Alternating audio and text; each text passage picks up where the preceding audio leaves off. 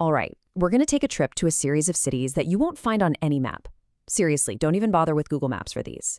Because they aren't places made of stone and steel. They're built from something else entirely: memory, desire, and meaning. They're called the invisible cities, and they have this incredible way of telling us more about ourselves than any real place ever could. And this quote, man, it just nails the whole idea. Imagine this. You spent your entire life dreaming of this perfect city, Isadora. But when you finally get there, the city is exactly what you dreamed of. The problem is, you've changed. The desire that pushed you for decades is gone.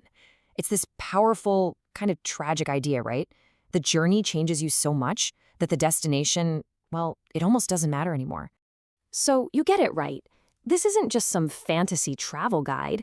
Each city is actually a map, but it's a map of the human mind, an exploration of how we want things, how we remember, how we see the world. They're like mirrors, you know? Each one reflecting a different little piece of what it means to be human. Okay, so first up, desire and perception. We're going to visit a couple of cities that show how the world we build inside our heads, what we want, how we feel, can completely transform the reality around us. I'm talking about building entirely different worlds from the exact same streets and stones. So on one side, you have Anastasia. This place literally becomes whatever you want it to be. And on the other, you've got some rude, which is the total opposite. It's stubbornly the same, which forces you to realize that any change you see, well, that's all on you. It's just a reflection of your own mood. Let's dig into this. So, Anastasia has this big secret. During the day, it's just a city. Totally normal. But when the sun goes down, that's when the magic happens. It turns into this incredible mirror of your soul. If you're grieving, you might see someone you've lost. If music is your whole life, you'll literally hear symphonies coming from the buildings. And what if you're a total skeptic? You see absolutely nothing, which in a way is its own kind of miracle, right? It's the proof you were right all along. But here's the catch. There's a really dark side to all this. Anastasia teaches us a pretty tough lesson. Getting what you want is not the same thing as being satisfied. The more the city gives you, the more you crave. That miracle turns into an addiction, a hunger that you can quiet down for a little bit, but never ever truly fulfill. Which leaves us with a pretty big question, doesn't it? I mean, think about it, your deepest, most secret desire. If you got it right this second, would you truly be at peace? Or would finally getting it just carve out a new, even deeper kind of emptiness inside you? Okay, so we've looked inside ourselves. Now let's look at the space between us. How do we build a world out of shared memories? And how in the world do we even begin to explain to someone else what those memories actually feel like? The city of Zaira is the perfect example of this communication gap. See, you can describe Zaira with facts: its population, the layout of its streets, the height of its walls. And yeah, that's accurate, but it's totally empty. It tells you nothing. Or you could try to describe the feeling of one specific cool breeze on a certain street corner. For someone who lives there, that description means everything. But for a stranger, it's just words. That feeling is something you just can't share. And you know, if sharing meaning is hard, sharing memory can be seriously haunting. Which brings us to a city called Adelma.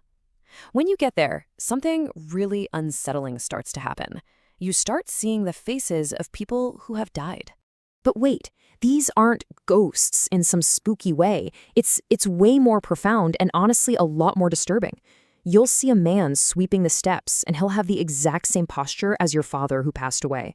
You'll see a woman selling fruit, and her hands are just like your late aunt's. Adelma shows you that the dead don't stick around as spirits. They stick around as patterns, as gestures that the living, without even realizing it, just pick up and perform. And this is where Adelma delivers its most chilling lesson.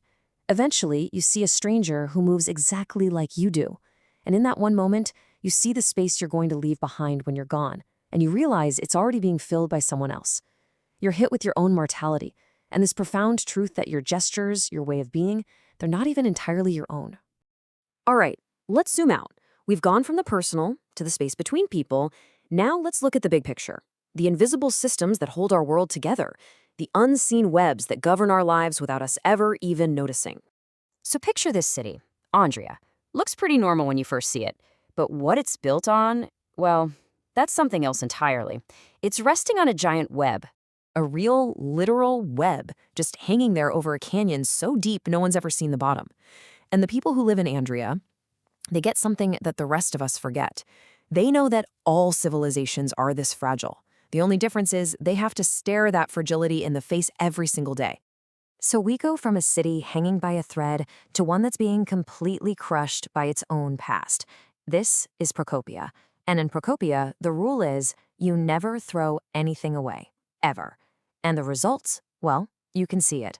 Almost all the space is for storing old things, which leaves almost no room for, actually living. And this is what the young people there are screaming about. They're being crushed under the weight of their own history. They're stuck in these tiny apartments so that their great-great-grandparents' furniture can be preserved forever.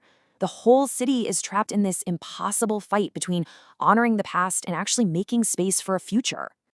So, after all that, what's the takeaway? Where does this journey leave us?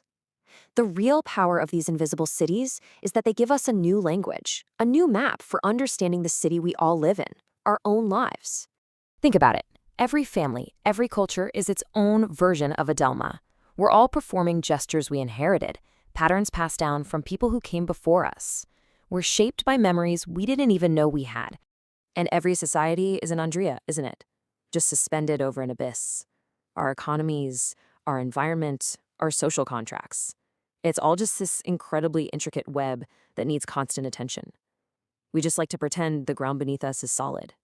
And finally, just like in Zumrud, the city we experience is never some fixed objective reality. The beauty, the ugliness, the hope, the decay, all of it is a reflection of our own inner state. Your perception doesn't just observe your reality. In a very real way, it creates it. So the real question these cities leave us with is this one. Look at your own world with new eyes. What are the invisible systems shaping your life? What desires are drawing your personal map? And when you look in the mirror, who or what is really looking back?